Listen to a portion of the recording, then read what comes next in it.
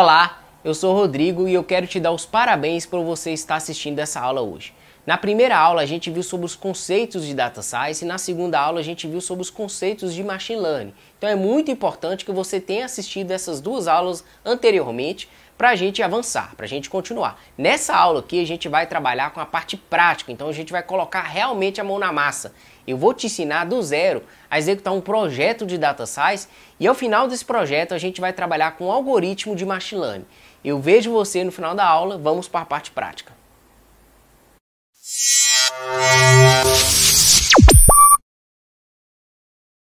Opa, vamos lá. Para nossa aula prática agora, pessoal, eu já estou com o Jupyter Notebook aqui aberto e eu vou conduzir essa aula, a gente vai iniciar essa aula aqui agora. Então, primeiramente, o que eu tenho para apresentar a vocês é a base de dados que a gente vai trabalhar. Essa base de dados é uma base de dados do tipo Excel, do tipo XLS, né, extensão XLS, que é uma base de dados que contempla informações de carros usados de uma concessionária de veículos. Então, é uma base de dados interessante que contém algumas informações. E qual o objetivo desse trabalho aqui, desse projeto? O objetivo desse projeto é encontrar, usar Data Science, usar Machine Learning para descobrir os carros que duram por muito tempo na concessionária e que não são vendidos. Esse tipo de veículo ele é prejudicial para a concessionária, né? Porque a concessionária quer otimizar, ou seja, a concessionária quer comprar veículos que ela consegue vender o quanto antes. Então vou abrir essa base de dados aqui para vocês visualizarem. Então perceba que é uma base de dados simples de Excel, né? Uma base de dados .xls, ou seja, uma base de dados que é bem comum a gente encontrar no nosso dia a dia. Então olha só, eu tenho uma base de dados aqui .xls chamada carros usados, né? E perceba que eu tenho algumas colunas aqui que são informações da base, são informações referentes aos carros da concessionária. Então eu tenho o custo total desse carro. O custo total desse carro é o custo de manutenção desse carro, o custo que foi tido na empresa, tá? Dentro da concessionária. Então é a informação de custo total do carro. Eu tenho a coluna lot.saleDay, que significa o seguinte: a quantidade de dias que esse carro custou, que ele ficou na concessionária para ser vendido. E eu tenho a coluna overage, que tem as informações yes ou no. Essa coluna que é a coluna mais importante da nossa base, que essa coluna dita se esse carro passou de 90 dias na concessionária ou não. Se esse carro passou de 90 dias, ele foi considerado um carro que passou do limite estabelecido para a concessionária para ser vendido, ou seja, é um carro que foi prejudicial para a concessionária. O objetivo dessa concessionária é vender os carros até 90 dias. Então, todo carro que passou de 90 dias dentro da concessionária, esse carro tende a ser um carro não interessante para a concessionária. A coluna mileage significa a quantidade de milhas que esse carro percorreu, né, que esse carro andou, ou seja, é um carro usado, então é um carro que já percorreu diversas milhas ali, né? Então tem a quantidade de milhas desse carro. Aqui eu tenho o tipo do veículo, se é um tipo de um carro de família, um veículo de família grande, de família média, se é um tipo de carro, de um veículo econômico ou um veículo de luxo, tá? A gente tem informações aqui. Então, ou seja, é o tipo do veículo ali, tá? Outra coisa que a gente tem é se o veículo é doméstico ou se é um veículo importado. Então, essa outra coluna aqui que eu cliquei é um veículo doméstico ou um veículo importado, eu tenho essa informação. Veículo age significa o tempo de quão usado esse carro é. Se o carro foi usado por 8 anos, o carro foi usado por 5 anos, por 7 anos e assim por diante. Então tem essa informação. Eu tenho informação, um grupo de anos, se é 7 anos mais, 6 anos ou 5 anos mais, é apenas essa coluna aqui é apenas um agrupamento ali da coluna e tempo de vida do carro, tá? É o conjunto de cores desse carro. Esse carro é um carro prata, é um carro branco, preto e assim por diante. A marca do veículo, o estado onde que esse veículo foi comprado e assim por diante. E por fim eu tenho o modelo desse carro ali, né? Se é um carro, uma Dodge, se é um Chevrolet, um Mitsubishi, assim por diante. Então tem algumas informações dos veículos e o objetivo dessa base é classificar ou predizer a quantidade de dias que esse carro vai ficar na concessionária, ok? Então a gente vai começar trabalhando com essa base de dados aqui. Então veja bem, o primeiro passo, pessoal, é usar uma biblioteca para ler a base de dados.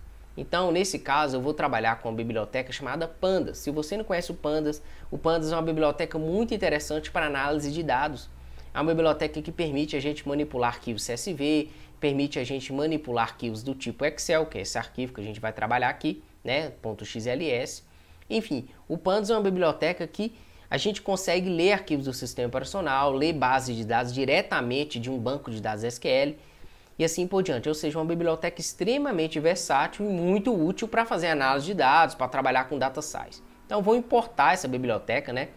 Se você estiver trabalhando com Anaconda, o Pandas já é uma biblioteca padrão, então é muito mais fácil para você trabalhar com o Pandas. Ele já vem instalado, então vou importar o Pandas nesse primeiro comando aqui. Então, o que eu fiz aqui? Import pandas as pd, ou seja, eu importei o pandas e dei um apelido para ele que vai chamar de pd, beleza? Muito tranquilo.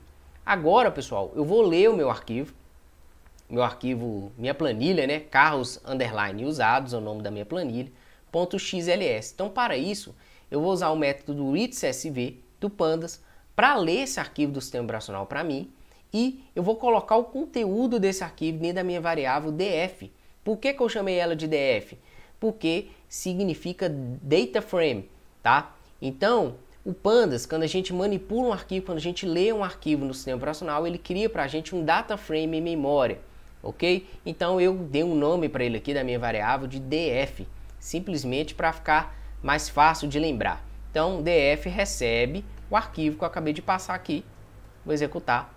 E ele vai ler esse arquivo. Como esse arquivo não é um arquivo tão grande, foi bem rapidinho na minha máquina que ele já leu em alguns segundos, né? E agora, pessoal, eu vou visualizar as 5 primeiras linhas do meu data frame, para a gente ver como que ele está organizado. Então, quando eu mando ler aqui o meu data frame, eu posso especificar como que está a separação das colunas, eu posso especificar quais são os tipos das colunas, eu não passei nada disso, para você ver como é simples trabalhar com essa biblioteca. Então você vai perceber que eu li o arquivo de forma padrão e o arquivo já está estruturado ali, separado por vírgula e naturalmente de forma default, ou seja, padrão, o Pandas já lê esse arquivo para mim, muito simples. Então, se eu usar um método chamado read, eu consigo visualizar as 5 primeiras linhas do meu data frame por padrão. Então, vou executar e eu consigo ver as 5 primeiras linhas ali, eu consigo ver as colunas do meu data frame. Eu tenho que agora as colunas do meu data frame, né? Então, olha só, eu tenho uma coluna chamada data.set, que é um tipo de linha aqui, que informa que é uma linha de treino ou teste, ou seja, essa base veio com essa coluna aí. Eu tenho a coluna total custo, como falei anteriormente, lot sale days, ou seja, a quantidade de dias que o carro permaneceu na concessionária para ser vendido e assim por diante. Todas aquelas colunas que a gente viu. Então, a gente acabou de ler aqui, né, a planilha de Excel dentro do Pandas, com o Pandas, né? Então, agora eu tenho um data frame chamado df. Beleza. Agora, pessoal, eu posso usar o método info para ver as informações de colunas do meu data frame. Então, vou executar esse método e a gente vai ver. Olha só que interessante. Eu tenho nesse data frame, ou seja, nessa base de dados que eu acabei de ler, cerca de 7.495 linhas, tá? Então, eu consigo ver aqui, ó, 7.495 entradas, tá, do meu data frame. Então, isso significa a quantidade de linhas que tem no meu data frame, que tem na minha planilha do tipo Excel, tá? E aqui eu consigo ver com o método info, ele me mostra ainda o tipo das minhas colunas, uma coluna do tipo object, ou seja, uma coluna que ela aceita dados categóricos. Então, quando eu tenho uma coluna do tipo objet, ela pode ter também dados do tipo data e assim por diante. Então, é um tipo de coluna bem genérico, bem versátil. Eu tenho coluna int 64, significa dados numéricos, e assim por diante. Então perceba que aqui essa informação, o método info, me dá algumas informações importantes do meu data frame. Então eu tenho o tamanho dele aqui em memória, ou seja, perceba que ele está consumindo aqui 761 KB, então é bem tranquilo, né? Um data frame bem tranquilo, e o Pandas otimiza isso muito bem, tá? Então tem as informações aqui de colunas e o tipo dessas colunas. Ok. Agora, pessoal, eu posso ainda usar o método describe do Pandas, que me mostra algumas informações estatísticas do meu data frame, caso eu queira explorar isso. Então você vai ver que é bem tranquilo de trabalhar com essa biblioteca. Olha só, quando eu dou um df.describe, eu executei aqui, tá? Dei um Ctrl Enter para executar o comando. Então, olha só, df.describe, eu tenho aqui, ó, a média por coluna, eu tenho o desvio padrão por coluna, né? Eu tenho as informações dos quartis, os valores máximos e mínimos, enfim, eu tenho algumas informações estatísticas ali, apenas das minhas variáveis numéricas, tá? O método describe funciona dessa forma, ele imprime essas informações estatísticas ali, apenas das variáveis numéricas. Uma coisa muito importante para a gente fazer antes de começar as análises, pessoal, é consultar se existem na nossa base de dados, no nosso conjunto de dados, né? Se existem valores nulos ou também conhecidos como missing values. Então, como eu estou trabalhando com pandas, é muito simples de verificar isso. Basta eu usar o método isNull do pandas em conjunto com o método sum. O método isNull me retorna se uma linha, se uma coluna tem um dado do tipo missing value, ou seja, se um dado do tipo nulo que o pandas não consegue trabalhar, tá? Uma linha faltante do meu data frame. Se existir, ele retorna true. E o método sum faz a soma efetivamente disso. Então, eu consigo ver a quantidade de linhas nulas que tem no meu data frame, tá? Diretamente concatenando esses dois métodos. Então, olha só que interessante. Vou dar aqui um Ctrl Enter e ele me lista aqui a quantidade de linhas nulas ou missing values por coluna. Então, você perceba que aqui eu tenho o nome da coluna e aqui eu tenho a quantidade de valores missing, de valores nulos nessa coluna. Então, olha só, olha que interessante, eu não tenho nenhum valor nulo aqui no meu data frame, tá? Essa base de dados não tem nenhum valor nulo, nenhum missing values, tá? Isso é ótimo, né? Que já facilita a nossa análise, porque caso a gente tenha valores missing values aqui, valores nulos, a gente teria que trabalhar com esses dados, né? Talvez tratar esses valores nulos antes de começar as análises, antes de avançar com algoritmos, etc. Então, essa informação já é importante a gente já averiguar de cara, assim, né? Uma das primeiras etapas ali. Agora, pessoal, a gente vai partir para a parte de análise exploratória de dados. Então, quando a gente já começar a trabalhar com data science, né, a gente está trabalhando com ciência de dados, então é importante que a gente analise o dado, né, faça uma exploração desses dados para a gente ver quais os padrões ali, onde que existe informação importante que a gente pode explorar.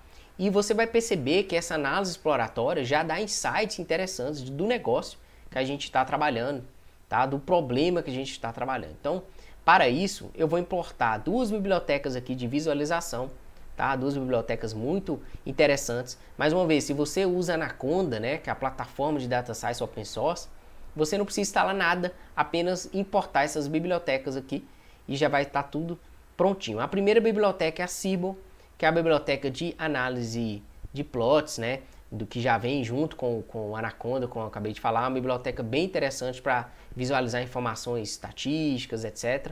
E o Matplotlib, que é uma biblioteca também de plotagem de gráficos usando o Python, muito famosa, e a gente vai usar o PyPlot, que é um módulo da Matplotlib. Então eu vou executar esse comando, eu vou importar essas bibliotecas, como já estão instaladas, não tem segredo, é só importar elas aqui, né? Agora, pessoal, eu vou definir um estilo para os nossos plots. Essa biblioteca, o Matplotlib, ela contém diversos estilos que a gente pode trabalhar.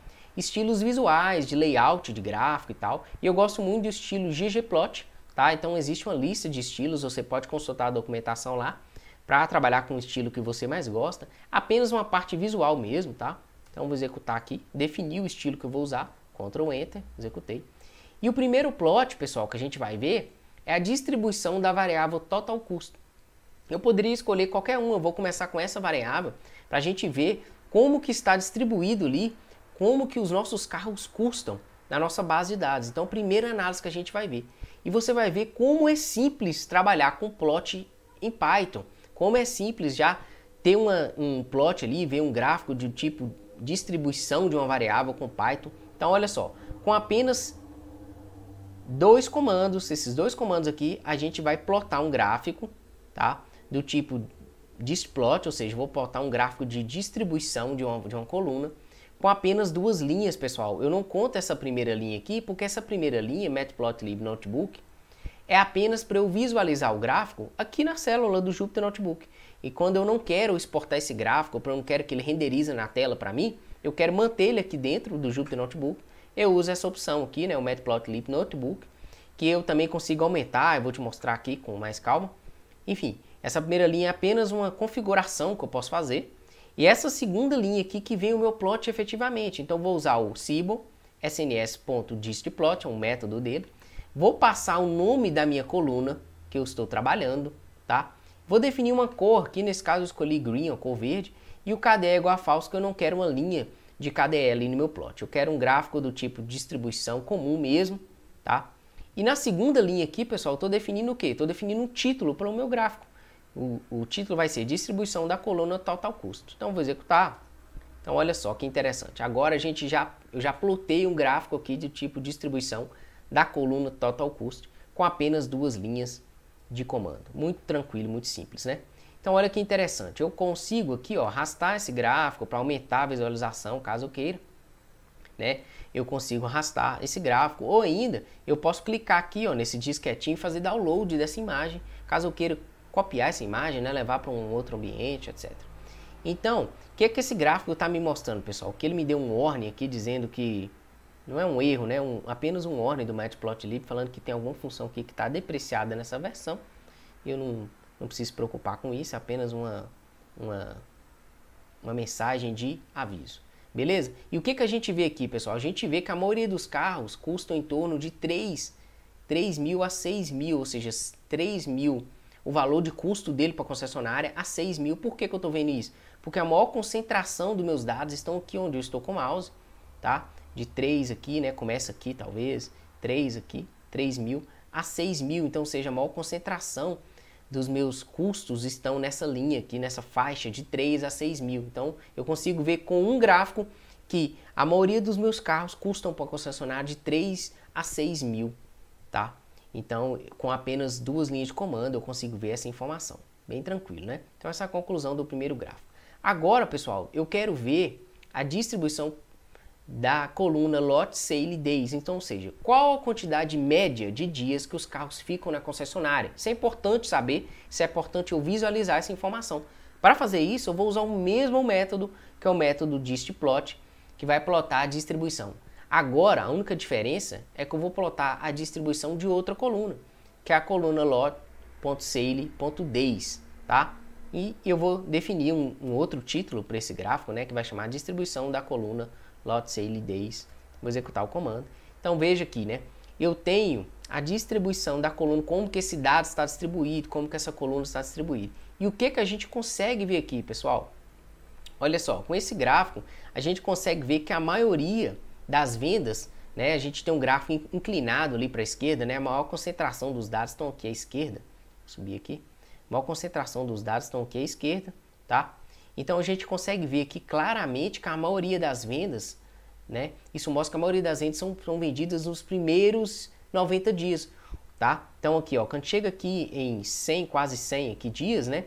A gente consegue ver no eixo X aqui eu tenho a quantidade de dias e no eixo Y aqui eu tenho a quantidade, né, de dados que estão plotados. A gente consegue ver, pessoal, que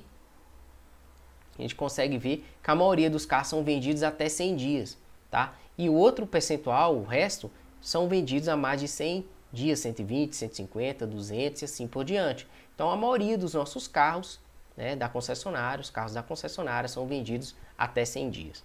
Então essa é a observação que a gente vê. Os outros, o restante, né, os 20% restante ali, passam dos 100 dias e são vendidos com preço de desconto, conforme está a base de dados. Então a gente consegue ver com 2 linhas de comando, né, um plot bem simples, a gente consegue ver qual é a média de dias que os carros permanecem na concessionária para serem vendidos. Outra pergunta que você pode estar se fazendo é qual a quilometragem média dos veículos da concessionária. Podemos ver essa informação plotando a distribuição da coluna milhage, ou seja, da quantidade de milhas. Os carros rodaram ali, né? Os carros foram usados, a quantidade de milhas a gente consegue ver. A gente consegue ver a quantidade média, né, dessa quilometragem, como que esse carro foi usado. Então olha só. Então, com esse gráfico aqui, qual a diferença desse gráfico, pessoal? A diferença é apenas a cor, né? Que eu coloquei aqui, ó, color igual a blue, que eu quero um gráfico azul, com a cor azul, mas eu estou plotando ainda a distribuição da coluna milhage, ou seja, a distribuição da quantidade de milhas que o carro percorreu ao longo, né, da sua vida útil aí. Então, olha só, distribuição da coluna milhage, definir um título para essa coluna, para esse gráfico, né? Então, o que a gente consegue observar aqui, pessoal? A gente consegue observar que a grande maioria dos veículos estão na faixa de 60 a 90 mil milhas ali, quilometragem, etc. Se a gente traduzir para quilômetro, né? Então, ou seja, de 60 a 90 mil milhas, os carros rodam em torno, tá? Então, começa aqui, ó, a grande maioria fica nessa faixa aqui, tá? De milhas, ou seja, os carros da nossa concessionária, a maioria deles estão nessa faixa de 60 a 90 mil milhas. Então, são informações relevantes, tá? Que a gente consegue visualizar com apenas 2 linhas de comando, né? Fazer data size de forma simples e fácil com as bibliotecas certas.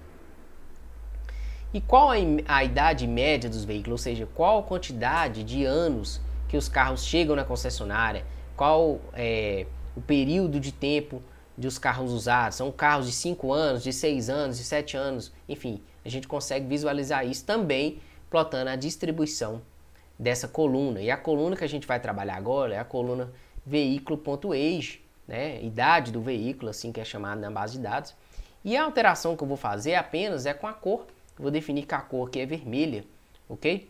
E o KDE é igual a falso, que eu não quero uma linha de KDE no meu gráfico. E mudei novamente o título do meu gráfico, né? Tranquilo. Então, eu vou executar, pessoal. Olha só. Então, aqui a gente tem um histogram novamente, né? Um gráfico de distribuição da coluna. E aqui, o que a gente consegue observar? Eu consigo observar que a idade média dos veículos da concessionária, né? O tempo de uso ali médio é de 3 a 7 anos. Então, a gente já descobre ali que a maioria dos carros são carros usados de 3 a 7 anos. Por quê?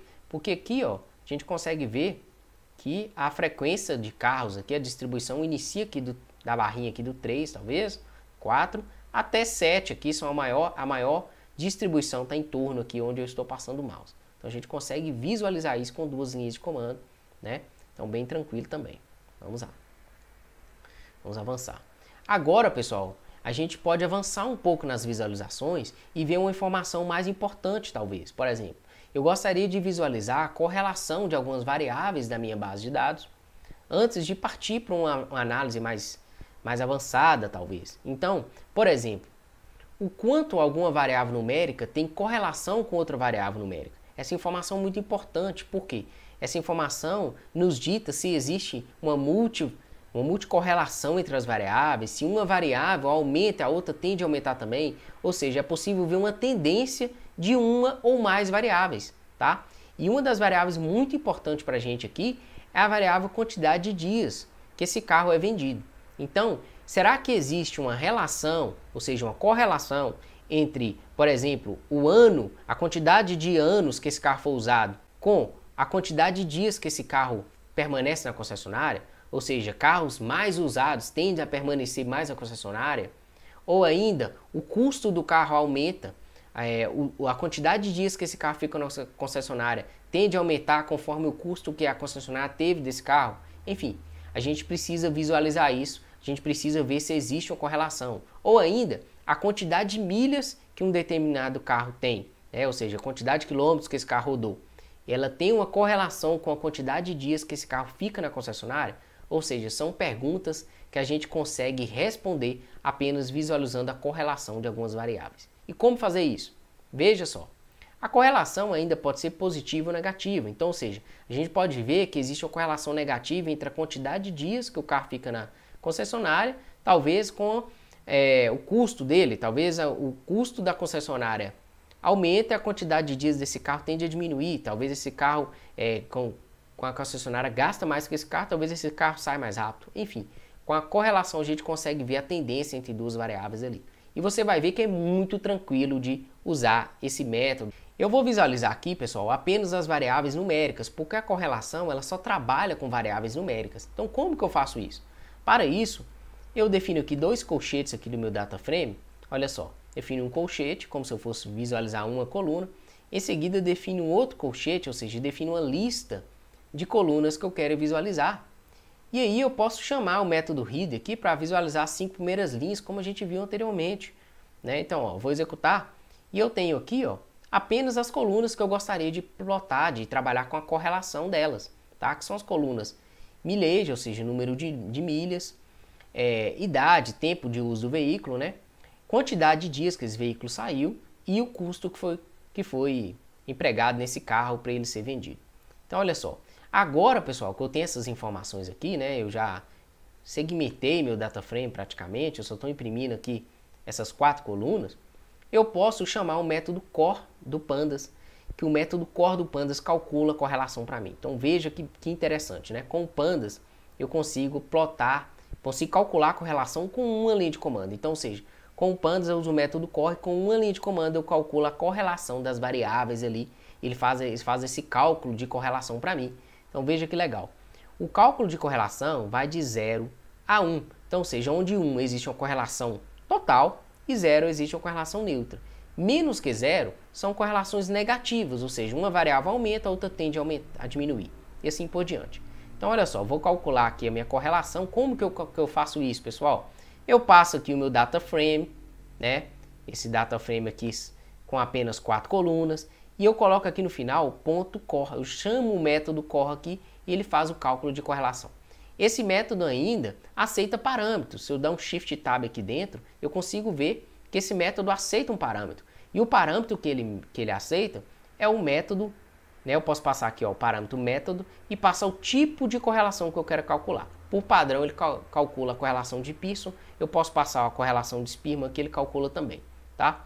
Então, eu vou usar a correlação padrão e veja que interessante. Ao executar isso, ele já me entrega, que ele já faz o cálculo automaticamente, de forma muito rápida, e já me mostra. Eu já tenho as informações de correlação entre variáveis aqui. Olha só que interessante. Né? Eu vejo aqui que, por exemplo, a correlação da variável milhas com a variável ano do veículo é de 0,46, ou seja, existe uma correlação positiva entre essas duas variáveis. Eu consigo ver que a correlação de milhas aqui percorridas e tempo que esse carro permanece na concessionária é de 0,06, né? E assim por diante, eu consigo ver. Porém, pessoal, ver isso aqui de forma tabular, ou seja, via tabela, não é interessante, né? Não fica visualmente bacana. Então, o que eu posso fazer? Eu posso pegar essas informações, esses cálculos, e plotar isso num gráfico de calor, um gráfico que vai me mostrar, eu consigo ver visualmente ali essas informações, e aí eu consigo ver de forma muito mais interessante do que ver essa informação tabulada dessa forma. Então, olha só, vou executar. E como que eu vou fazer isso? Pessoal, eu vou passar o que a gente fez aqui em cima, eu vou colocar isso tudo dentro da variável chamada correlações, tá? E em seguida eu vou plotar um gráfico também com isso. Então, olha só, esse mesmo resultado que eu tive aqui em cima, eu vou passar ele para a minha variável chamada correlações, executei esse comando, e agora, pessoal, eu vou plotar o meu mapa de calor, que eu falei anteriormente, com os valores da minha correlação. Para isso, eu vou usar o método heatmap da Seaborn, da biblioteca que a gente viu anteriormente, que eu importei, né, para plotar os gráficos, tá? E eu vou fazer assim, ó, cns.heatmap, passo aqui os valores de correlação, e eu falo que a not igual a true significa que eu quero que ele mostre para mim o valor, ele plota o valor da correlação ali para mim na caixinha, tá? No gráfico. E o cmap igual a esse valor, que é nada mais que uma paleta de cores que eu achei lá na documentação do Seaborn. É um código aqui de cor, tá? Simplesmente isso. E com essa linha de comando eu vou plotar a minha correlação. Então, olha que interessante. Então, eu tenho aqui agora, pessoal, a correlação das variáveis, né? Das variáveis que a gente estipulou. Então veja que legal, eu consigo ver visualmente, de forma que as correlações que são próximas de 1 tendem a ter uma cor azul escuro. E as correlações que estão próximas de 0, né? Que estão próximas de menos 0, ou seja, negativos, estão mais claras. Então, veja bem, correlações 0 estão entre verde e verde mais claro, e correlação menor que 0 tem um valor ainda mais claro.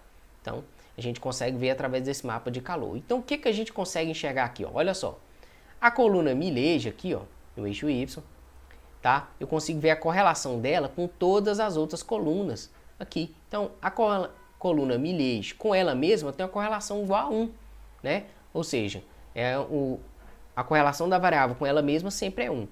A coluna milhage com a correlação da coluna ano do veículo é 0,46. Então, o que isso significa? Muito importante isso aqui. Isso significa que a coluna quantidade de milhas e a coluna tempo de uso do carro tendem a ter uma correlação positiva. Ou seja, quando uma aumenta, a outra também tende a aumentar. Então, a gente consegue ver uma tendência entre essas duas informações, entre essas duas colunas. Bem interessante. Agora, a coluna milhage com a coluna lot sale days, a gente consegue ver que é 0,06. Existe uma correlação, mas muito fraca, muito básica ali, muito pouca, né? A coluna milhage com total custo, a gente consegue ver com a correlação negativa, ou seja, de menos 0,13, ou seja, é uma correlação também fraca, porém ela é negativa. Então, à medida que a quantidade de milhas do carro aumenta, ou seja, carro mais rodado tende a ter um custo talvez menor. Então, essa correlação é fraca, mas é uma correlação negativa, é um exemplo de correlação negativa. Já no caso do ano do veículo, ou seja, tempo de uso do veículo, a gente tem uma correlação positiva com milhagem, novamente aqui, né, 0,46, tá? Com ela mesma é igual a 1, então normal, né, sempre a valor correlacionado da mesma variável com ela mesma sempre vai ser 1. Com a variável lote CLD 0,19, ou seja, tem uma correlação positiva aqui com a quantidade de dias, então isso nos mostra que a idade do veículo tende a aumentar conforme a quantidade de dias que esse carro na concessionária, então talvez uma coisa influencia na outra, né? E ela é negativa com relação a custo e assim por diante. Então o que a gente consegue ver aqui é isso, a gente consegue ver as correlações entre as variáveis para saber se uma variável tende a aumentar junto com a outra ou tende a diminuir, uma aumenta, outra diminui. Então a correlação é isso e é uma informação importante que a gente consegue visualizar. Então a gente consegue ver aqui, ó, que não existe uma correlação tão forte, né? Não é nada tão significativo, mas existe uma correlação entre a quantidade de milhas ou quilometragem de um veículo é positiva conforme a idade do veículo, isso tem tudo a ver, né? Quanto mais velho o veículo é, mais usado ele tende a ter uma quantidade maior de milhas mesmo, né? E a gente pode ver também que os dias de venda, né, tem uma correlação positiva com o custo total do veículo, tá? E com a idade do veículo. Então, talvez isso mostre que quanto mais a concessionária trabalha nesse carro, ou seja, tem um custo com esse carro talvez tende a ficar ali mais na concessionária. Beleza? Então, essas são as conclusões que a gente chegou com as correlações. Agora, pessoal, a gente pode visualizar a dispersão entre os dias de venda e algumas variáveis. Essa informação é importante também para a gente ver se existe uma tendência ali entre essas duas variáveis. Então, a gente pode ver a quantidade de dias e o custo daquele carro, ou seja, o custo daquele carro tende a aumentar a quantidade de dias que ele permanece na concessionária. Então, a gente consegue ver isso com um gráfico do tipo scatter plot, que é um gráfico que me mostra a dispersão entre duas variáveis. Então, eu faço sns.scatterplot, eu passo o valor de x, que é a quantidade de dias do meu data frame, e o custo total do meu veículo. E eu informo que o data recebe data frame, significa que essas duas variáveis aqui que estão soltas, né?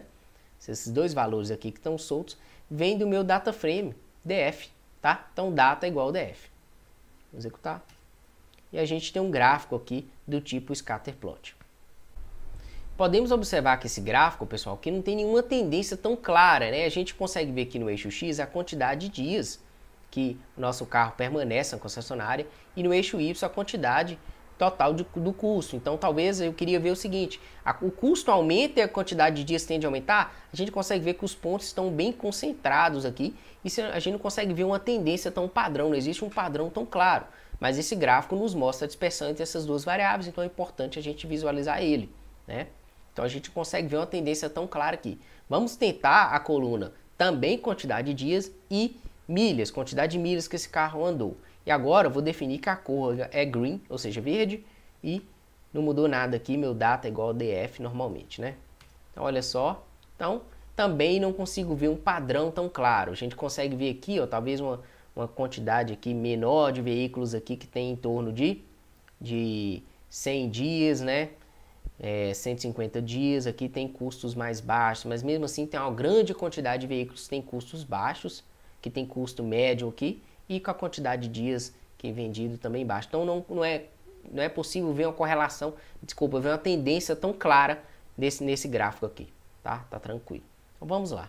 Então a gente viu do gráfico do scatter plot, que é o gráfico que mostra pra gente a dispersão das algumas variáveis. Agora eu posso fazer uma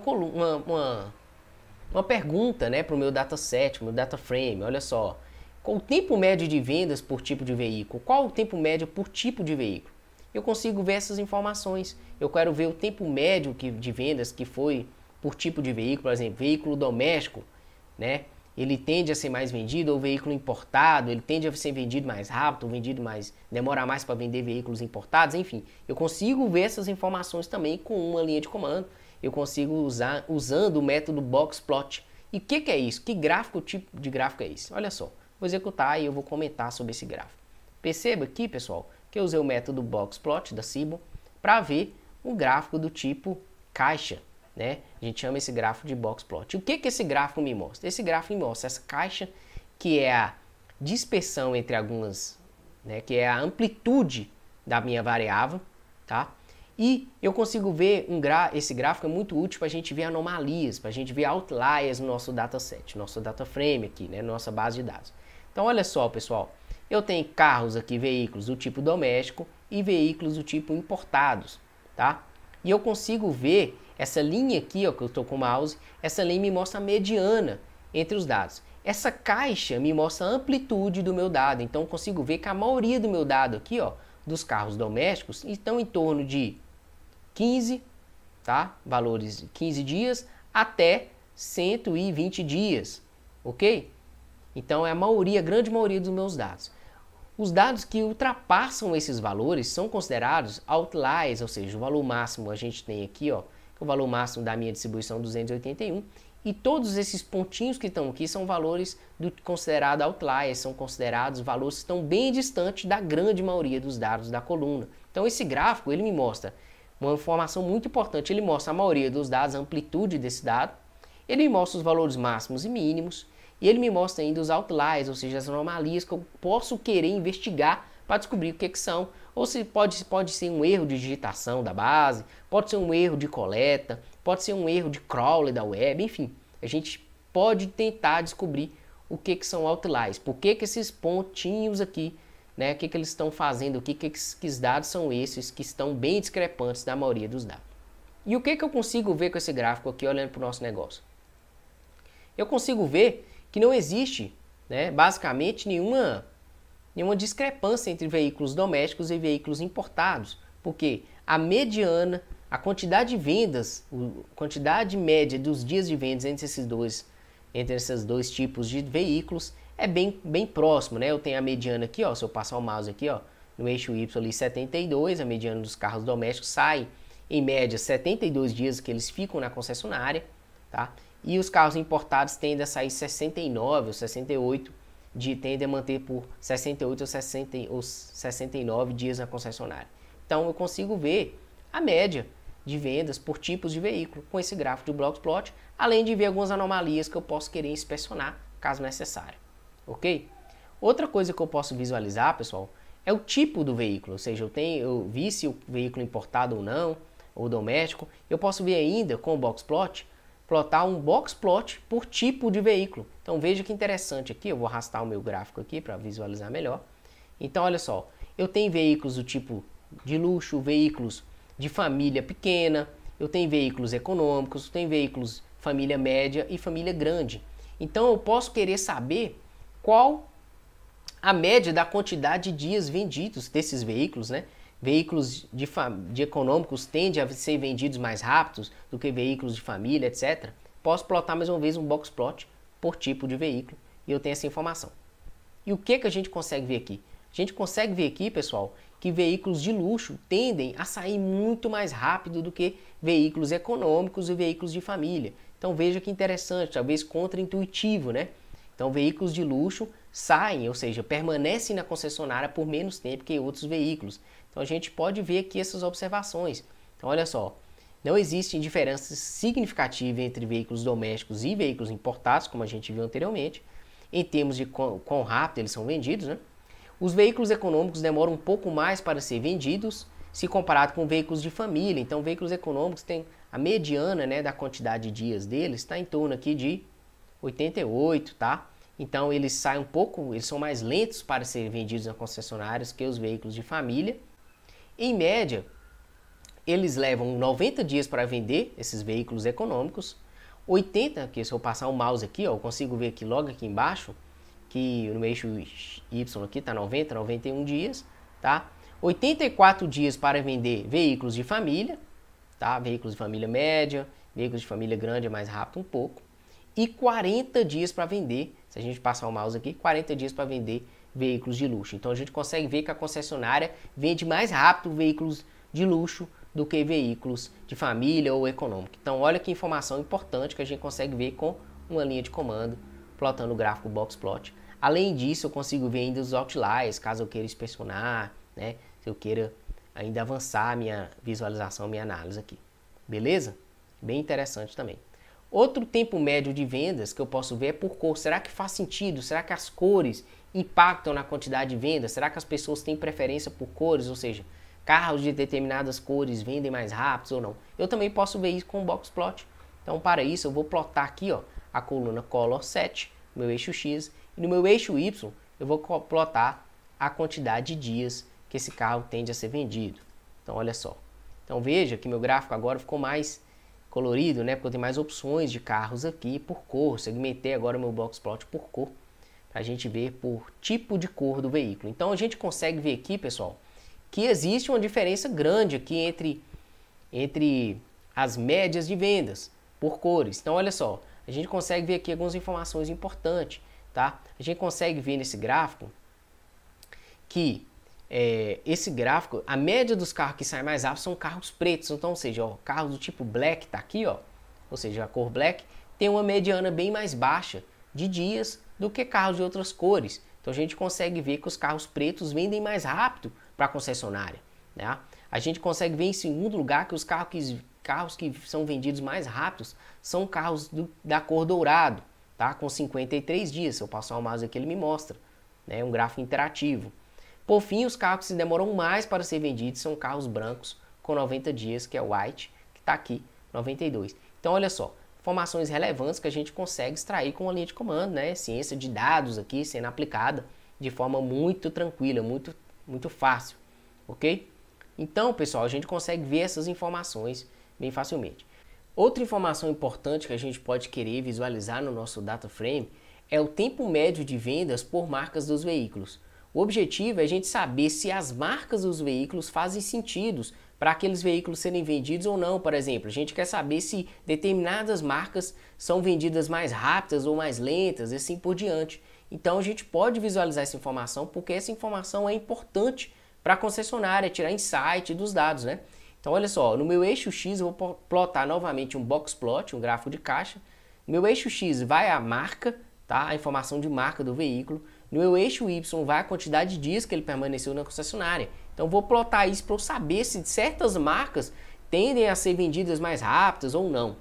E aqui na terceira linha, pessoal, eu estou plotando o que? Eu estou definindo um atributo aqui, estou usando o método xsticks para definir o tamanho da minha fonte que vai estar no meu eixo Y, desculpa, no meu eixo X, xsticks, tá?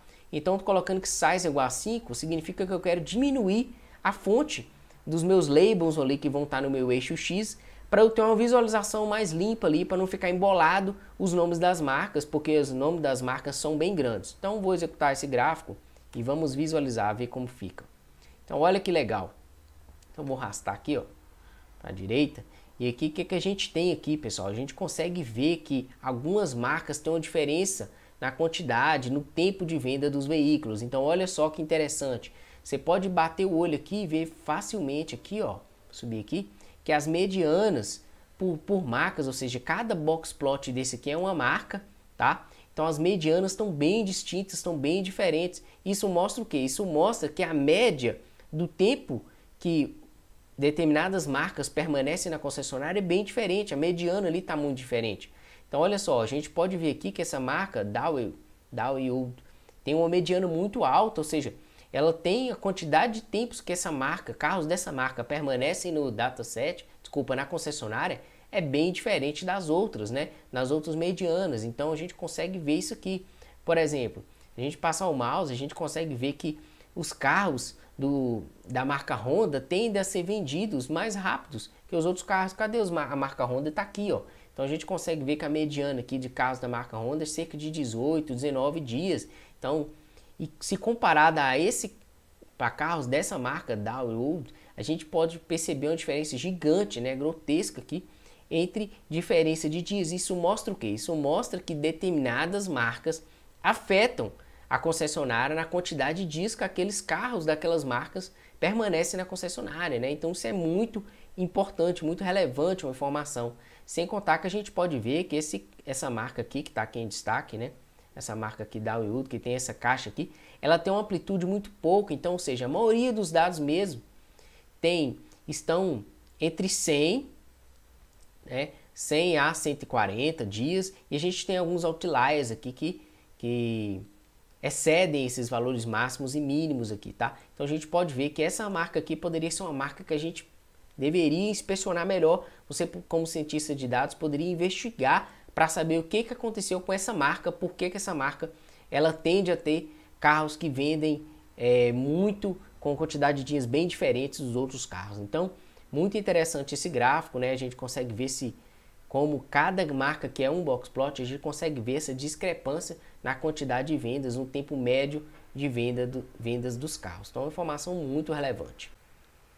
Por fim, a gente pode ver, pessoal, o tempo médio de vendas por estado. Então, isso também pode ser interessante para a concessionária, tirar insight disso, né? Também usando o box plot. Então, vou postar aqui, plotar, e olha só, a gente consegue ver aqui que alguns estados, como Califórnia, Geórgia e Texas, têm diferença significante de dias para serem vendidos se comparado com Flórida, Arizona e Nevada. Então, olha só, Califórnia, a gente consegue ver que tem uma mediana aqui acima de 50, né? Em torno de 70, uma mediana, quantidade de dias que esse carro permanece na concessionária, né? Arizona, a gente consegue ver aqui que tem 94. Se a gente for olhar Nevada, Texas, tá? Esses estados aqui têm uma quantidade de dias bem menores, então significa que os carros desses estados vendem mais rápido do que carros de outros estados. Então isso também pode ser interessante, além das anomalias que a gente consegue ver. Então vocês viram aqui, pessoal, que esse gráfico do tipo box plot é um gráfico extremamente rico, é um gráfico muito importante para a gente fazer ciência de dados, porque além de nos dar essa informação de amplitude e de média dos dados ali, a gente ainda consegue ver os dados que são outliers, ou seja, que são anomalias na nossa base. Agora, a gente vai construir um modelo de machine learning. Qual que é o nosso objetivo com esse modelo, pessoal? Nosso objetivo é tentar classificar se um carro vai passar de 90 dias ou não. Se esse carro passar de 90 dias, a coluna overage dita yes. Se esse carro não passou de 90 dias, a coluna overage dita no. Então, a gente quer um modelo que vai usar uma porção dos dados para treinar, para aprender a descobrir carros que passam de 90 dias ou não. Carros que têm essa flag overage yes ou no. Então, ou seja, a gente vai usar um modelo de classificação, um algoritmo de classificação para gerar um modelo que vai identificar carros assim. De forma que a gente vai ter um modelo que quando chegar um novo dado, tá? Chegar um novo carro, por exemplo, na concessionária, essa concessionária poderia usar esse modelo para identificar, para prever se esse carro vai ser um carro do tipo overage ou não, ou seja, se esse carro passará de 90 dias ou não, beleza? Então, é um modelo de machine learning de classificação. Então, você vai aprender passo a passo como fazer esse modelo usando um algoritmo. Então, beleza. Então, eu vou construir o meu modelo. Antes disso, vou executar um comando aqui para a gente visualizar nossos dados, né, novamente. Então, o df.read, a gente pode ver, pessoal, que a gente tem as colunas aqui do nosso data frame, né, elas continuam intactas.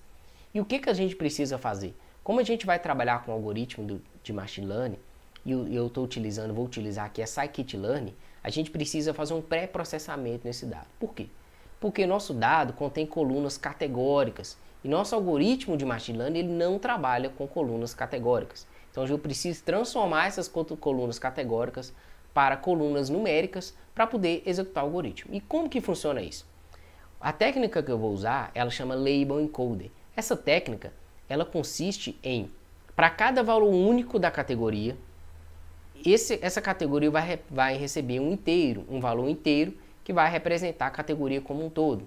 Então, family.large, que é um valor na categoria de uma coluna categórica que eu estou aqui agora, vai receber talvez o valor 1.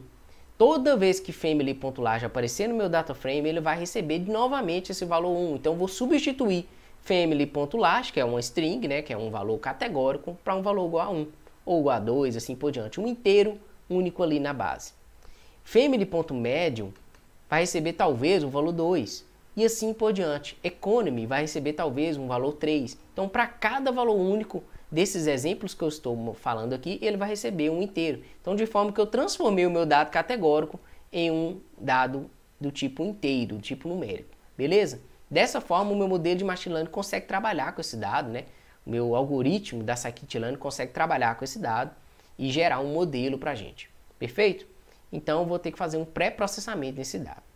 Então, para isso, o que eu vou começar fazendo? Eu vou além de pré-processar esses dados categóricos, eu vou remover colunas que não são importantes para o modelo, que não agregam, que não ajudam o modelo a aprender. E uma delas é essa coluna grupo de ano de idade do veículo, que é uma coluna que fala que o veículo tem mais de 5 anos, mais de 6 anos, mais de 7 anos. Eu vou dropar, vou apagar essa coluna, porque essa coluna é redundante, porque eu já tenho a coluna aqui de veículo.age, que já me fala o valor total, o valor exato da quantidade de anos que esse carro for usado. Então vou apagar essa coluna com esse comando aqui.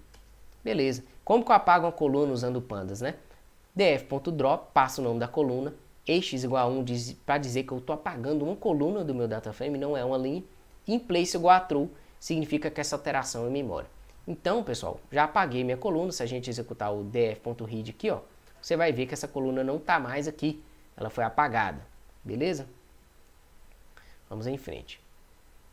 Agora, outra coluna que eu vou apagar também é a coluna dataset, data.set, com a coluna que fala que esse dado pode ser usado para treino e tem outras linhas que são usadas para teste. É uma coisa que veio nessa base de dados que não faz sentido para mim aqui agora, então vou apagar essa coluna também. Vou passar aqui o nome dela, ó, data.set, apagar essa coluna, x igual a 1 e in place, minha parâmetro in place significa que é uma alteração em memória, in place igual a true, pronto, já apaguei as duas colunas para mim. Se a gente dá um df.read aqui, ó, essas colunas não existem mais no nosso data frame. Beleza. Agora eu vou efetivamente aplicar o label encoder, beleza? Então eu vou importar o label encoder, é uma biblioteca da scikit-learn. A scikit-learn também já vem com o Anaconda, né? Então se você está usando o Anaconda, como eu estou usando, você não precisa instalar nada, tá? Então aqui, pessoal, eu vou criar 6 objetos do tipo label encoder com esse comando aqui. Vou instanciar esses 6 objetos, bem tranquilo, né? Instanciei. E vou aplicar o label encoder em cada coluna. Então, cada coluna vai receber o seu label encoder que vai fazer essa codificação do valor categórico para o valor numérico. Tá? Então, cada coluna vai receber ela mesma codificada. Tá? Tudo na mesma célula. Cada coluna numérica categórica nossa vai sofrer essa alteração. Bem tranquilo, já executou, bem rápido. E df.read novamente, para a gente visualizar os dados. Percebo que agora eu não tenho nenhuma coluna categórica na minha base de dados, né? Todas foram transformadas aqui. Eu só tenho a única coluna categórica que eu tenho, pessoal, é a coluna overage, que vai ser a minha classe, né? É a classe que eu vou usar esse dado para entregar o meu algoritmo de machine learning para que ele aprenda a identificar carros que são do tipo overage, yes, ou overage igual a no, ou seja, carros que não passaram ali daquele limite de 90 dias. Beleza? Então a única coluna categórica é essa e ela vai ser usada para ensinar o algoritmo. Beleza, já está aqui meu data frame. Agora, pessoal, eu vou separar as classes dos dados. O que é a minha classe? Acabei de falar, é a coluna overage. Então, eu vou separar essa coluna. Ela não pode ficar junto com meus dados, né? Porque ela vai ser usada para treinar o algoritmo vai aprender a partir dela. E em seguida eu vou usar ela também para testar, para ver o quão bem meu algoritmo está saindo, como que ele está acertando ali. Então, ó, y é igual a df.overage. E eu estou passando agora o valor da minha coluna overage para a variável y, tá? Essa variável y é apenas uma nomenclatura que é muito conhecida. Quando a gente quer referenciar as classes, a gente fala que a classe é chamada de y, tá? Apenas isso, é bem tranquilo, né? Eu poderia colocar qualquer valor aqui, eu poderia colocar essa variável chamada classe, por exemplo, né? Mas eu coloquei y para manter o padrão que é muito usado quando a gente está trabalhando com machine learning. Então, se eu fizer y.read, o que eu tenho aqui, pessoal? Eu tenho as 5 primeiras linhas, né, da minha variável y, que são ali as linhas dos dados que falam se esse veículo sofreu um overage ou não. Yes ou no. Só isso. E agora eu vou apagar a coluna overage e a coluna lot day sales. O que é isso? A coluna lot day sales é a quantidade de dias que os carros permaneceram na concessionária. Eu tenho que tirar isso do meu modelo, porque senão fica muito fácil para o modelo, né? O modelo vai acertar muito facilmente se eu passar ali a quantidade de dias para ele. Ele vai encontrar um padrão que a quantidade de dias passa de 90, esse carro tende a ser overage ou não. Então eu vou remover essa coluna do nosso data frame, tá? E do nosso X. Agora os meus dados ali sem as classes chamam apenas X. Então X são os dados sem as classes, Y são efetivamente as classes, beleza? O X eu vou passar para o meu algoritmo aprender, são os dados ali, tá? São as minhas características, a gente chama de features, e o Y são as respostas, ok? Então, vou dropar essa coluna, dropar essas duas colunas do meu data frame, né? E o resultado disso vai passar para a minha variável x. Então, vou executar e vamos ver como que ficou o x aqui. O x, o que é que tem no x? O x é as minhas features, as minhas colunas aqui, né? Os meus dados, tá? Sem a classe, beleza? Sem a classe, que a gente vai entregar isso para o algoritmo para ele aprender. Agora é hora de eu separar esses dados de forma aleatória, de forma correta, né? Então já tenho os dados aqui. O que eu vou fazer agora, pessoal? Eu vou separar 75% dos dados para treinar o algoritmo, para ele aprender, ou seja, eu vou pegar 75% dos meus dados, dos meus exemplos ali, e vou passar para o algoritmo. Os outros 25% dos dados eu vou usar para testar esse algoritmo, para a gente ver se esse algoritmo está se saindo bem, tá? Eu vou usar esses dados que o algoritmo não viu para ele classificar esses 25% dos dados, beleza? Então, para isso eu uso o método treino, teste, split, também da scikit-learn, que ele já separa os dados de treino e teste para mim de forma aleatória, de forma correta. Então é muito fácil de usar. Então você vai ver como é que funciona. Eu vou importar essa biblioteca, beleza? E agora, pessoal, eu vou usar a nomenclatura também muito conhecida, que é x-treino, x-teste, y-treino e y-teste. O que é isso? Veja bem, presta atenção que isso é importante, mas é muito fácil de entender. Veja bem, quando eu executo esse comando, ele vai colocar os meus dados de treino na variável x-treino. Os meus dados de teste, ele vai colocar na variável x-teste. Então, x-treino vai ter 75% dos dados e x-teste vai ter 25% dos meus dados. Y-treino significa a classe dos meus dados de treino, as respostas dos meus dados de treino. Essas informações, tanto o treino como as respostas do treino, eu vou entregar para o algoritmo para ele aprender, né? Para ele gerar os padrões e para ele aprender a classificar novos exemplos. Já o y-teste é a classe dos meus testes. Então, quando eu mandar os meus dados de teste para testar meu algoritmo, para ver quanto que ele se saiu, eu preciso também das respostas reais para eu saber se esse algoritmo se saiu bem ou não, se ele acertou ou se ele errou, ok? Então, vou passar aqui os dados x e y e ele vai fazer essa separação para mim dos meus dados de treino e dos meus dados de teste. Então, beleza. Já separou para mim muito rápido, de forma aleatória. xtreino.count, ou seja, vamos contar a quantidade de linhas que eu tenho no treino. No treino eu tenho 5.621 linhas, tá?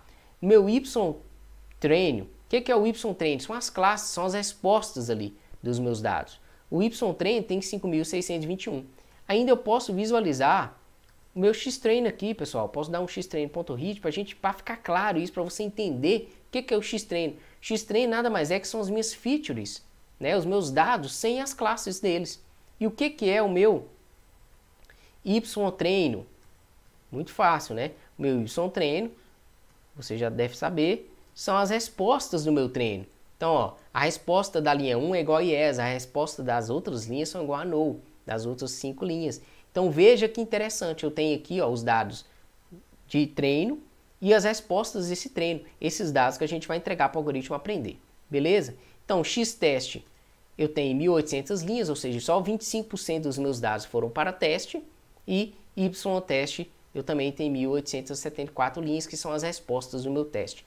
Novamente, né, eu não preciso nem fazer isso, mas eu vou fazer aqui para ficar bem claro para vocês, xteste.read, o que é que eu tenho aqui? Eu tenho os meus dados que eu vou usar para testar o algoritmo, são os dados que ele não conhece e que a gente vai usar para testar esse algoritmo depois que ele aprendeu, que ele gerou um modelo. Beleza? Vamos avançar. Agora, pessoal, eu vou aplicar um algoritmo aqui, né, que está até errado, não é regressão linear não, desculpa. O algoritmo que eu vou usar é de árvore de decisão, que a gente vai usar um algoritmo para classificar os nossos dados. Então, olha só, eu vou importar esse algoritmo aqui, está até regressão linear, vou remover, que eu não vou usar regressão linear, vou usar árvore, tá? Por quê? Porque eu estou fazendo uma classificação, um algoritmo de árvore de decisão. A gente tem como fazer uma predição com esse algoritmo, tem também, mas aqui nesse exemplo eu vou fazer uma classificação para saber se eu quero descobrir se um novo dado, se um novo carro tende a ser um carro que vai sofrer overage, vai passar dos 90 dias ou não. Para isso a concessionária, é importante saber isso para ela usar um modelo e otimizar as vendas dela, otimizar os lucros. Beleza, então, para isso eu vou importar minha biblioteca tree da scikit-learn, tá? Eu importei a scikit-learn, o módulo tree, significa que eu vou trabalhar com a minha árvore de decisão. Muito tranquilo, eu vou instanciar o meu algoritmo, agora eu vou chamar ele de árvore, então olha só, para instanciar eu falo tree.decisionTreeClassifier, é o classificador da scikit-learn que eu vou trabalhar, pessoal. Então olha só, o classificador que eu vou trabalhar é o classificador do tipo árvore de decisão. Então tree.decisionTreeClassifier, vou instanciar ele e coloquei dentro da variável chamada árvore. Uma variável, um nome bem simples, é bem fácil da gente lembrar, árvore, tá? É meu classificador que eu vou trabalhar. E agora, pessoal, eu vou efetivamente treinar o meu algoritmo. E nesse momento eu vou gerar um modelo. O que é isso? Então, olha só, eu vou entregar os dados de treino para o meu algoritmo e os dados xtrain, que é os dados, e ytrain, que são as respostas, né? Tá? E ele vai criar esse padrão, ou seja, o algoritmo vai aprender com os dados que eu estou passando de exemplo. Então, passando 75% da minha base para ele treinar, para ele aprender os padrões, e 25% da base para ele aprender, né? Para ele, 25% a gente vai usar depois para testar. Então, 75% dos dados para treinar o algoritmo e 25% a gente vai usar depois para testar, para saber como que ele se saiu ali. Então, para treinar o algoritmo, eu uso o método fit da scikit-learn. Então, a árvore, que é meu algoritmo, árvore.fit, vou executar. Beleza. Então, ele já fez o treino aqui para mim, ele imprimiu aqui os parâmetros da minha árvore, caso eu queira setar algum parâmetro aqui, ele imprimiu aqui os parâmetros padrão, tá? E ele já fez o treino para mim. Então, eu já tenho ali um modelo treinado com os dados de treino. Agora, o que eu posso fazer? Agora eu posso validar o meu modelo, agora eu posso descobrir quão bem esse algoritmo se saiu com os dados de teste. Então, agora eu vou pegar os dados de teste, vou entregar para o algoritmo para saber o quão bem que ele se saiu ali, beleza? Então, olha só, a parte de validação do modelo. Então, pessoal, o que eu vou fazer? Eu vou usar o método predict, árvore.predict, e vou passar aqui, ó, preste atenção aqui que isso é muito importante, vou passar aqui os dados de teste para o meu algoritmo. Tá? E os dados de teste, o que são? São dados que ele não conhece. São dados de veículos ali que tem informações dos veículos, mas os dados não falam se esse veículo ele sofreu um overage ou não. Então, eu vou pegar esses dados, que são 25% da minha base de dados, que ele não conhece, e vou passar para o meu algoritmo, o meu algoritmo vai retornar uma classificação, ele vai me dizer se esse carro é overage ou não, né? Ele vai classificar cada uma dessas linhas. Então, se eu executar aqui, ó, se eu imprimir aqui para vocês xtest.read, o que tem nesses dados, pessoal? A gente tem aqui as informações dos carros, mas a gente não tem a informação se esse carro sofreu um overage ou não. E o que eu quero é justamente isso. Eu quero que o meu modelo classifica esse carro para mim, para dizer se ele é overage ou não. Ok? Então, é os dados de teste que eu separei para isso. Então, eu vou executar aqui esse comando aqui antes de colocar na variável resultado, para você ver, árvore.predict, é um método de predição, de classificação da scikit-learn, que a gente está trabalhando com ela, e vou passar o xtest. Então, vou fazer efetivamente a predição, e vamos ver o que ele vai retornar. Olha só, ele retorna para mim um array de no, yes, no, no. Para cada linha que está aqui em cima, pessoal, ele fez uma predição. Então, na primeira linha ele previu como no, a segunda linha como no também e assim por diante. Perceba que o meu Jupyter Notebook esconde aqui todo o resultado, ele coloca um pontinho, 3 pontinhos aqui, significa que esse array é muito grande, por quê? É um array de 1872 linhas, porque o meu teste tem 1872 linhas. E ele prevê para cada linha, ele me dá uma saída para dizer se esse carro é um carro que sofreu overage ou não, tá? Então, quando eu dou o predict, eu consigo visualizar isso. Eu poderia imprimir isso aqui, forçar a impressão disso aqui, né? Para a gente visualizar melhor, ver todas as linhas, mas não faz sentido eu ler 1872 linhas. O que é importante para mim é saber o quão bem meu modelo está se saindo, quanto que ele está acertando. Então, para isso, eu vou usar o y-test, que é o valor real dessas linhas do x-test, tá? Para eu comparar quando que o meu algoritmo acertou e quanto que o meu algoritmo errou. Então, olha só, agora eu vou pegar esse predict aqui, toda a saída do predict que foi truncada aqui para a gente, tá? E vou colocar dentro da variável resultado. E se a gente imprimir resultado, né? Mais uma vez, é um array aqui com os resultados, que nada mais é que essa linha que eu peguei aqui, eu coloquei o resultado dela dentro da variável resultado, tá? E agora, pessoal, eu vou usar o módulo metrics da scikit-learn para mensurar para mim, para esse módulo para mim, ele vai contabilizar a quantidade de acertos que eu tive no meu modelo para eu ver como o meu modelo está se saindo ali. Então, olha que legal. Então, eu vou fazer o seguinte. Importei aqui o módulo Metrics. Vou imprimir, pessoal, metrics.classification report, ou seja, relatório de classificação de resultado. Vou passar para ele aqui ó, o y-test, que é os meus resultados reais do meu dado, que eu tenho esse dado separado, né, que eu usei para testar, usei para validar. E vou passar a variável resultado, y-test e resultado. Resultado é o quê? O resultado das minhas classificações. Y-test é o quê? É o valor de cada linha real. Então, vou passar para ele, ele vai imprimir aqui algumas métricas de classificação. Então, olha só que legal. O que eu tenho aqui? Eu tenho a precisão do meu modelo, eu tenho a revocação, medida F1 score, que eu consigo ver as métricas de quão bem o meu modelo está se saindo. Então, de forma básica, o que a gente consegue ver aqui? A gente consegue ver aqui que, em média, o meu modelo está acertando com a precisão de 61%. O que é isso? Isso significa que o meu modelo acertou 60%, 61% praticamente dos casos. Então, ele classificou com a precisão de 64% os carros que são overage one, ou seja, carros que não vão sofrer overage. Ele acertou 64% das vezes. E ele acertou carros que vão ser do tipo overage, que ele acredita que vão ser overage igual o IES, 58% das vezes. Perceba, pessoal, que esse é um modelo extremamente simples e já deu resultados interessantes. Tá? A gente já consegue fazer a máquina aprender a identificar carros que vão sofrer, que são carros overage, ou seja, que vão trazer um prejuízo para a concessionária ou não. Tá? A gente consegue ver um modelo aqui sem nenhum tuning, sem nenhum tipo de trabalho mais pesado. A gente consegue fazer um modelo que conseguiu identificar veículos aqui que podem ser veículos lucrativos ou não para a concessionária. Então, em média, a gente consegue dizer que 61% das vezes o nosso modelo está acertando. Lógico, se a gente trabalhar mais esse dado, fazer mais data science aqui, se a gente aplicar métricas de tuning do modelo, a gente vai conseguir melhorar esses resultados. A tendência é que a gente consiga melhorar esses resultados e nossa máquina aprenda melhor, ou seja, nosso algoritmo de árvore de decisão aprende mais. Então, a gente consegue concluir isso, que nosso modelo tem uma precisão de 62%, 61%, 62% em média, tá?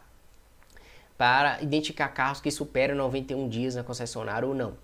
E o modelo pode melhorar se a gente fazer um trabalho de engenharia de features, se a gente aplicar uma técnica de tuning dos parâmetros e assim por diante.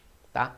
E agora, pessoal, outros insights que a gente pode tirar do nosso modelo de Machine Learning é: quais são as features mais importantes, quais são as características ali que são mais importantes para o modelo identificar os carros. Então isso é muito fácil de ver quando a gente está trabalhando com árvore de decisão. A gente consegue ver através do parâmetro Feature Importance. Então olha só, eu consigo ver aqui, ó, árvore.feature importance é um atributo do meu modelo. Eu consigo imprimir os pesos aqui, eu consigo imprimir quais são os pesos que o modelo deu para cada feature, para cada uma daquelas características que identificam um carro. Tá? E a gente consegue ver qual delas são mais importantes para o modelo. Isso é muito útil para a gente fazer análise disso, ou para a gente trabalhar nessas features para melhorar o modelo. Então a gente consegue ver os pesos aqui de cada feature. Tá? Só que apenas ver esse peso aqui, né, em número real aqui contínuo, não é tão interessante visualmente. O que eu posso fazer? Eu posso plotar um gráfico para ver, um gráfico de barras, para ver quais são as características ali que que mais ajudam o modelo a classificar os dados. Então, eu vou fazer isso agora. Então, ou seja, já imprimi aqui os meus dados. O que eu vou fazer isso? Eu vou colocar isso dentro de uma variável. Então, para isso, coloquei aqui, ó, feature underline imp, de importância de features, eu chamei isso. Vou passar aqui o valor das variáveis, tá? Vou criar uma série do pandas aqui, o valor das variáveis e o nome das colunas, né? xtreino.columns, eu tenho o nome de cada coluna. Então, se eu imprimir aqui, ó, eu tenho agora, ó, total custo e o peso dela. Né, o peso que o modelo deu para o custo total do veículo, né, milhage, o peso e assim por diante. Já tem agora o nome da coluna, o nome da feature e o peso. Com uma linha de comando eu já consegui essa informação. Agora eu vou plotar um gráfico usando o Siebel também, né, com uma linha de comando eu consigo plotar esse gráfico. Vou colocar ali um eixo X, um nome de eixo X para ficar bonitinho, um nome de eixo Y. Eu vou colocar um título para esse gráfico. Então, ó, X-Label recebe importância de features, é um nome que eu vou colocar aí embaixo. Y-Label é as minhas features e título vai chamar a importância de features e eu vou plotar esse gráfico. Então olha que legal agora. Agora, pessoal, tem um gráfico de barras me mostrando quais são as características que o modelo considera mais importantes para identificar, para classificar carro. Então, olha só, eu consigo bater o olho aqui e visualizar que o total custo, o custo do carro, é uma característica importante para o modelo dizer se esse carro vai sofrer um overage ou não, tá? Porque a gente consegue ver que essa feature, ela tem um peso maior que as outras features. Milhas, ela também tende a ser um peso importante, ou seja, essa característica ela é importante para o modelo, tá? Tanto maior ou menor, ou seja, pode ter mais milhas ou menos milhas, faz todo sentido. Carros com menos milhas, ou seja, carros menos rodados, a gente sabe que tende a ser carros que são vendidos mais rápidos. Então essa coluna é muito importante, essa feature. Já a feature, deixa eu aumentar aqui, que truncou um pouco, né? Doméstica ou importa, ou seja, ela tem pouquíssima relevância para o modelo. Então, uma feature que talvez a gente pode apagar, a gente pode remover essa feature e testar o modelo novamente para ver se ele vai melhorar. Então, a feature importance, essa informação, ajuda a gente, como cientistas de dados, a visualizar o que impactou no nosso modelo, o que é realmente importante para o nosso modelo, e a gente consegue trabalhar nesse dado melhor. Então, a gente consegue ver que informação de doméstico, carro doméstico ou carro importado não faz tanto sentido para o modelo. Na hora de classificar os dados, a gente pode apagar essa coluna para testar se nosso modelo se sai melhor ou não. E assim por diante, consegue ver o peso aqui por coluna. Então veja que legal, né?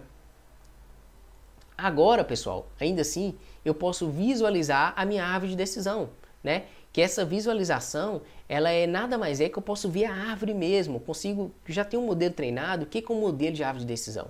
É um modelo que leva em consideração diversas regras ali, tá? Para tomar decisões. Então, se uma variável tem um valor X e uma variável tem um valor Y, essas regras ali são usadas para o modelo tomar decisão se ele vai chegar numa conclusão ou não. Então, vou visualizar a minha árvore de decisão aqui claramente para vocês verem que interessante.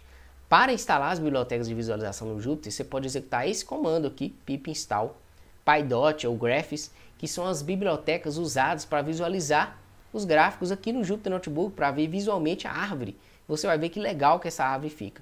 Então, já executei aqui, né? Já está instalado no meu ambiente aqui. Se você não instalou, já deixei o comando aqui para você instalar essa biblioteca, tá? Essas bibliotecas usadas para isso. Agora eu vou importar essas bibliotecas aqui para visualização. E agora, pessoal, eu vou executar, né? Para eu ver visualmente a minha árvore de decisão e veja que bacana. Então, olha só. Olha que interessante aqui.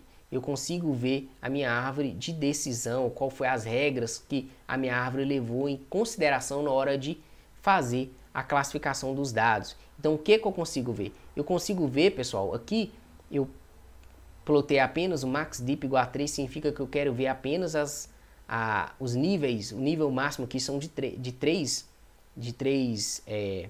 árvores ali, ou seja, de 3 ramos ali da árvore, tá? 3 nós ali, eu consigo ver o max deep. Fillet igual a true significa que eu quero colorir essa árvore aqui para ela ficar bacana com as cores interessantes.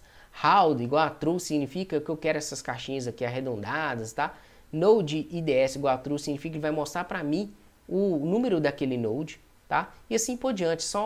E aqui feature names eu passei o que? O nome das minhas colunas. Class name ele vai mostrar para mim aqui a classificação, tá? E é muito simples de entender a árvore. Porém, essa é uma árvore grande, né? Então, olha só. Então, eu consigo ver aqui, ó, o nó de 0 é o nó que mais identifica, é o nó mais caro, o nó mais importante para a árvore de decisão, é o nó veículo age, ano do veículo. Então, a gente consegue ver aqui, ó, se o ano do veículo for menor ou igual a 4.5, tá? Menor ou igual a 4.5, se isso for verdade e o custo for menor que 5.582, esse carro tende lá no final dos nós aqui, ó, né? Se eu descer aqui embaixo, lá no nó raiz aqui, esse carro, ele tomou uma decisão baseada nessas características, então consigo imprimir essa árvore. Obviamente que é uma árvore extremamente grande, porque eu tenho um teste, eu tenho uma árvore aqui, eu tenho um modelo com 5.000 linhas, né? Então uma árvore extremamente grande, complexa, mas a gente já consegue ver que as variáveis, ou seja, que as features usadas por nosso modelo, quais são as features que foram importantes ali para o nosso modelo, para a gente tomar decisão. A gente consegue ver que ano do veículo de 4.5 for menor ou igual a 4.5 e o custo for menor também igual, ele passa, isso são características importantes para identificar se esse modelo vai prever esse carro com overage igual a yes ou no. Então, ou seja, cabe você, como cientista de dados, imprimir essa árvore e visualizar ela, para entender como que seu modelo está se saindo, ok? Então a gente consegue ver os nós mais importantes aqui. Obviamente que é uma árvore muito grande, né? Então ele não mostra para mim toda a árvore aqui, mas eu posso exportar isso para PDF, por exemplo. Eu posso visualizar essa árvore em como se fosse um mapa mesmo para identificar como que o modelo tomou certas decisões. Isso é muito interessante, que a gente consegue ver como que a máquina aprendeu para ver se tem um viés ali ou não, ok? Então a gente consegue concluir que o que melhor separa os dados é veículo.age e total custos e milhagem são importantes ali para a árvore de decisão tomar decisões. E a gente consegue ver visualmente a máquina aprender, ok? Espero que você tenha gostado do que você viu aqui até agora. Opa! Rodrigo aqui de novo. Então chegamos ao fim da nossa aula prática, né? A gente trabalhou com Data Science, trabalhou com Machine Learning, então você entendeu como essas tecnologias funcionam. Eu espero que essa aula tenha sido bastante útil para você. Eu quero te pedir para comentar aqui embaixo caso você tenha ficado com alguma dúvida ou caso você queira comentar algo sobre essa aula, eu vou estar aqui respondendo todas as perguntas, ok? Um grande abraço, valeu!